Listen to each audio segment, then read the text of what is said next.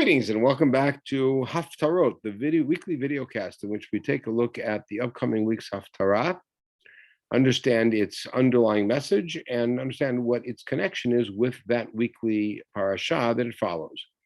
My name is Yitzchak Etshalom. I'm delighted to be looking at the Haftara of Parashat Pinehas with you. Now, it's important to note, in those rare years where Pinehas is read before Shiva Asar B'Tammuz, there is a special Haftara read infrequently, as I mentioned, which is the story of Eliyahu at Har Carmel. However, since this, like most years, is a year in which Parashat Pinehas is read after Shiva Asar B'Tammuz, and during the period that we commonly refer to as Bein HaMetzarim, or between the straits, in other words, the 3 weeks, therefore it has a special Haftara. We will briefly look at the issue of the 3 weeks, and we'll finish that analysis of the 3 weeks, the discussion of the 3 weeks in next week's session. But just briefly to note, the Mishnah at the end of Masachet Tan, towards the end of Masachet Tanit, makes the following statement: there were 5 terrible things that happened to our ancestors on the 17th day of Tammuz, and 5 terrible things that happened on Tisha B'Av. And then it goes to list what they are. The presentation of this Mishnah makes it clear that Chazal intended for us to look at Shiva Asar B'Tammuz and Tisha B'Av as somewhat symbiotic, somewhat related to each other in some sort of a symmetrical way. What that way is takes more in-depth discussion about the Mishnah, which is not this forum.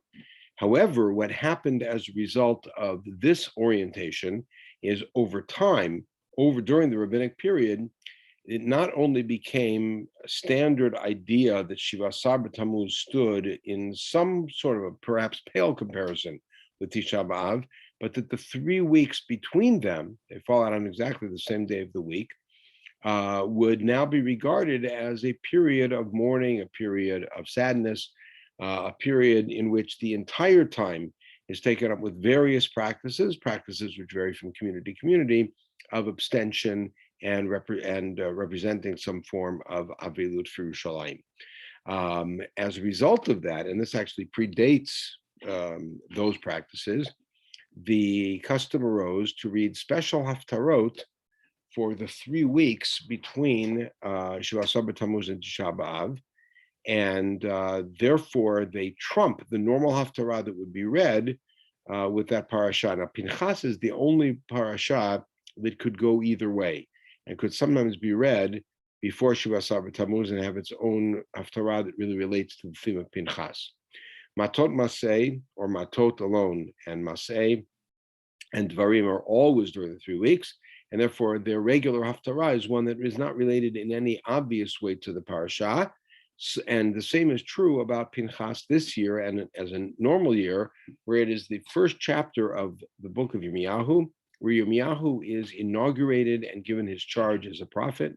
His charge is, as you see in Pasuk Yod, Re'ivkaticha yom hazeh al hagoyim v'al mamlachot, lintosh v'lintotz u'la'avid v'laharos.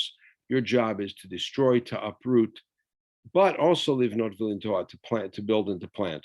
In other words, you are my Navi that I'm sending. Yirmiyahu, as the case with almost all Nevi'im, originally refuses, hesitates, and then finally accepts the mission and becomes God's prophet, God's agent during this very difficult period leading up to the destruction of Yehudah in the year 586 BCE. This Haftarah is itself worth a whole hour session.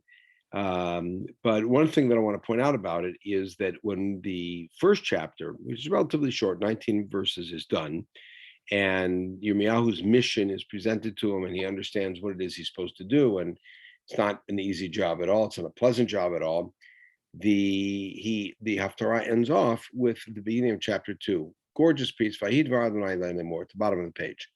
Haloch v'karata b'oznei Yerushalayim lemor. Go and speak in the ears of Yerushalayim. Go speak to the people and let them hear you. Ko amar Adonai, zacharti lach chesed ne'urayich. I remember the loyalty of your young years.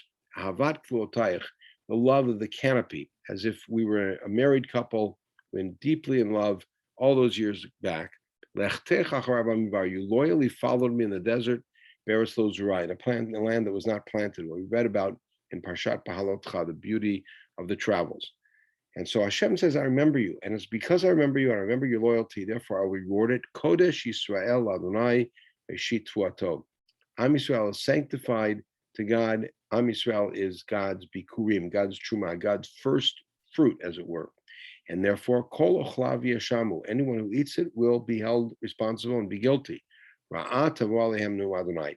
Evil things will happen to them. Now, you would think that this would not be a way to end the Haftara, to end with Ra'at alehem. But considering that the rest of the Haftara speaks very much to the sins of Yehuda, and Yirmiyahu's job to go tell them that doom is coming, that this is actually an upbeat piece to say, nonetheless, HaKadosh Baruch Hu loves Am Yisrael, remembers and acknowledges and repays the loyalty of Am Yisrael during those early days in the desert, and Hashem never forgets that. And as a result of that, God continues to protect you. And even though you have sinned, and even though bad things will befall you, I will also punish those who hurt you. And those who hurt you will be like those eating truma. A foreigner eating truma will be guilty and ultimately will suffer at my hands. And although that sounds like, out of context, that sounds like a sad message, an upsetting message, it's actually a message of love and of consolation and of connection. HaKadosh Baruch Hu says, in spite of your wayward ways that will lead to your own exile, nonetheless, our love is forever and the love is always abiding. And the remembrance of your loyalty is one that will carry you through the difficult galut that is to come. We should have a wonderful Shabbat, and Mirza Hashem, we should hear Yeshuot v'Nechamot, and very speedily be able to read other Haftarot during these weeks, Haftarot of consolation and Haftarot of redemption. Shabbat Shalom.